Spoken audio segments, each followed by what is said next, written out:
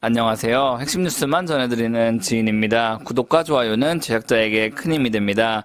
2023년 3, 4분기 들어서 가장 핫한 주식 섹터는 AI와 바이오입니다. 그런데 말이죠. 사실 두 섹터가 더욱더 성장하기 위해선 반드시 반도체 산업이 뒷받침돼야 합니다.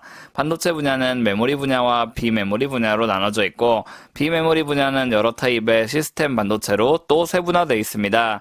여러 가지를 얘기하기보다 이번에는 메모리 분야에서의 혁신이 얼마 남지 않았기에 이에 대한 얘기를 해보려고 합니다. 메모리 분야 반도체 산업이 다시 호황으로 돌아오기 위해서는 결국 삼성전자와 SK하이닉스의 대량 양산이 뒷받침돼야 합니다. 다만 이런 양산 과정이 진행되려면 여러 협력업체들의 협조가 필수적입니다.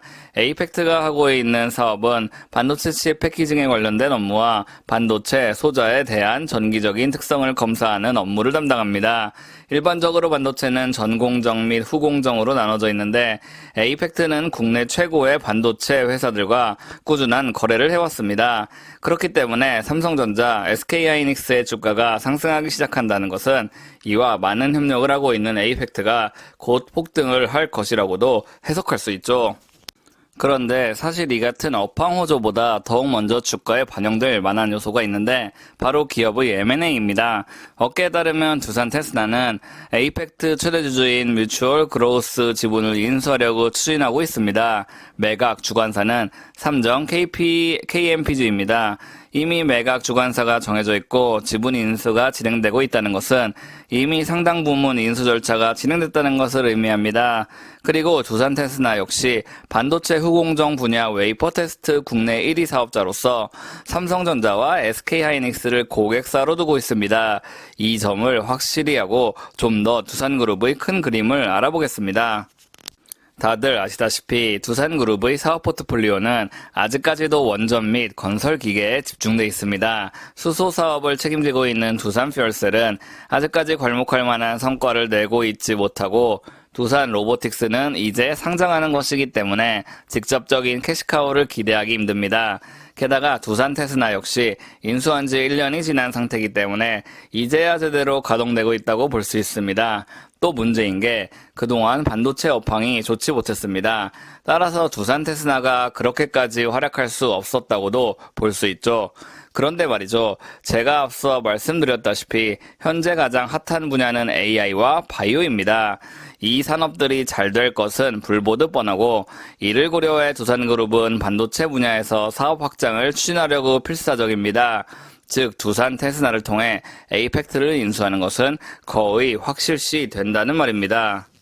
게다가 삼성전자가 올해 내로 DDR5 상용화를 추진하고 있다는 사실도 체크해야 합니다. 반도체는 한 기업이 모든 분야를 담당할 수 없습니다. 전공정, 후공정을 넘어 설계, 레이어, 배치 등 모든 분야가 나눠져 있기 때문이죠.